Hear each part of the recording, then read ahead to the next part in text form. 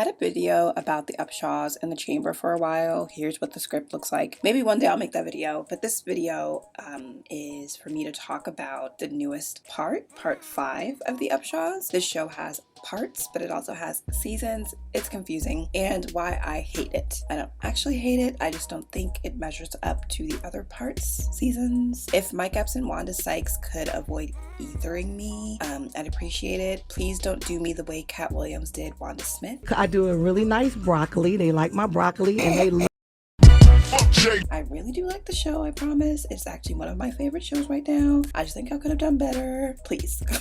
I'm begging. So The Upshaws is a multi-camera sitcom. It's a Netflix original. It stars Mike Epps, Kim Fields, and Wanda Sykes. There are also these young actors on the show. I don't know their real names, but they all do a good job. Benny, played by Mike Epps, owns a car shop. Regina, played by Kim Fields, is in medical billing and coding. Wanda Sykes' character Lucretia is Regina's sister, and due to an accident, she is permanently disabled. The accident earned her a settlement check, which she used to invest in Benny's garage and an apartment building. Bernard Jr. is Regina and Benny's oldest child. They had him when they were 17. Benny had Kelvin with Tasha, and then he and Regina had 2 more kids. That's where you are at the top of the first season. Things change drastically in this show, but I'm not gonna spoil that too much. That's all the background you really need. By the way, if you guys didn't know, Regine on Living Single, her real name is Regina.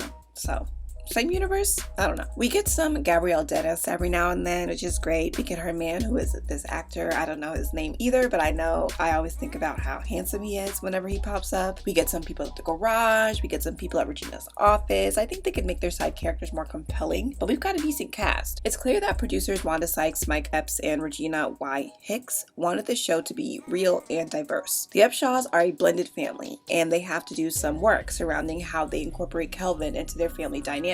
Lucretia raised Bernard Jr. for a couple of years while Regina was in college. Bernard Jr. inevitably ends up acting as a parent to his younger siblings in a lot of situations. So these are realistic situations that families often find themselves in, and I think it's cool to see how the characters on the show navigate those situations. But that's not all. Lucretia has a permanent disability, like I said. The show spends a decent amount of time exploring the repercussions of Regina's mental health struggles, not only how they affect her, but how they affect her family. Maya, quite literally, never knows what's happening in their home, and they have to have conversations about communicating the realities of their lives to a small child. Aaliyah is obsessed with popularity and social media. Regina and Tasha regularly bumped heads, but have a mutual respect for one another after they've done some conscious work navigating their relationship. They do most of these things really well. They aren't necessarily subtle, but that's to be expected with this kind of show. So if I like this show so much, what is this for? This new part just missed the mark for me. First, let's talk about the 3rd episode, Background Checkered, because this episode incensed me when I saw it, and I'm going to tell you why. The episode has Tabitha Brown in it, and she plays Maya's teacher who sanitized Black history within their Black history play. Tabitha Brown does a great job, by the way, but her character implies that she sort of does this sanitizing of history because getting Black history on the curriculum at all was hard to do. Y'all know what's going on with CRT in public schools, so I completely buy this. Regina and Lucretia bully the teacher into changing the play, but they don't think that the tweaks she makes is enough. I'm Rosa Parks and I didn't move.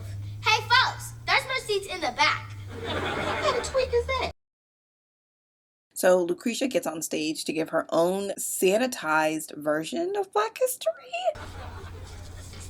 I'm Rosa Parks. Jim Crow laws forced me to sit in the back of the bus. One day I sat in the front and refused to give up my seat to a white man. They threw me in jail. That started the bus boycott. Like, okay, I know it's a kid's play, but my goodness, we just lying about Rosa Parks now? This is actually a popular misconception that I feel like I need to clear up because it's so annoying. Rosa Parks did not sit in the front of the bus. In 1955, in Montgomery, Alabama, Rosa Parks paid her fare and sat at the front of the colored section of the bus. Her seat was right behind the white section, right behind the sign that said colored. When the bus driver saw that there were no more seats for white passengers and several of them were standing, he moved the sign back and said several Black passengers needed to stand. Wikipedia calls the portion of the bus that she was sitting in the middle, but it was literally the colored section. It was the back of the bus. The difference is semantic, but important. I was arrested for refusing to give my seat to a white male passenger on the orders of the bus driver.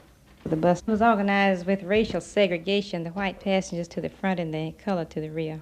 And the bus driver, of course, would move or rearrange his passengers to his wishes. And I feel like communicating the story with this slight difference that she sat at the front of the bus is just an extreme version of what the teacher is doing with the play already. Continuous slight changes amount to big changes. That's why people think across the nation that Rosa Parks sat in the front of the bus when she did not, which I thought was the point of Lucretia taking over this play, but she just did the same thing that was already being done. Also, this is a black show. This is a black show. They should have gotten that right. Let's talk about something else I didn't like. Benny has a friend named Davis who he beefs with for a pretty large chunk of the show. At the end of part 4, Benny gets Kelvin and Aaliyah a car, and Aaliyah goes on field driving trips with Lucretia, Regina, and Bernard. She doesn't actually get to drive though. She just gets to take the blame for whatever infractions they sort of commit while they're out. In the final scene of part 4, we're in Bernard Jr.'s newly acquired gym. Someone drives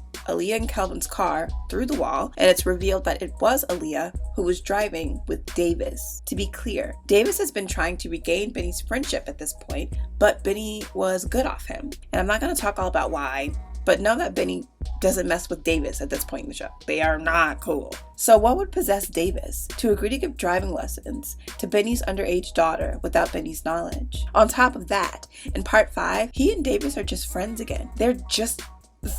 things are fine now. Like, I don't... What?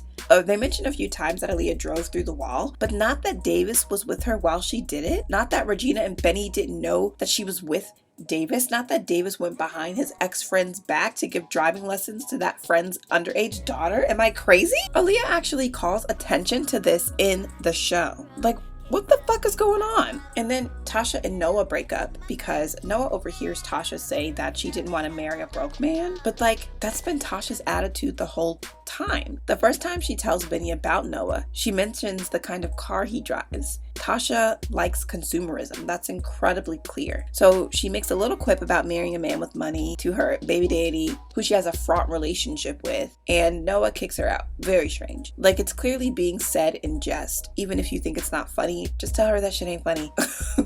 Unless he heard her say, it's not a reason to kick your wife out of the house. Just be honest with yourself for like 1 second. It just seemed like they needed some sort of conflict to end the first part with. And just to be clear, part 5 is the beginning of season 3. So it seems like they needed sort of this mid-season conflict, but it's just silly. It doesn't really make sense. We end part 5 with Lucretia on a plane to Atlanta with Frank. Again, yeah, they did this already. Here are the 2 comparison shots. They're the same shot. And Tasha sneakily moved into Benny and Regina's basement where Kelvin stays. Even with this sort of shock of Noah and Tasha breaking up, the ending was very anticlimactic to me. The show does a lot of good stuff, like so much good stuff. It really works for me most of the time. I think Kim Fields is great in this show. I do think Mike Epps sometimes leaves something to be desired, but we can talk about that another time. I think all of the young actors do a great job, but this recent part, it wasn't it to me. I didn't like it. I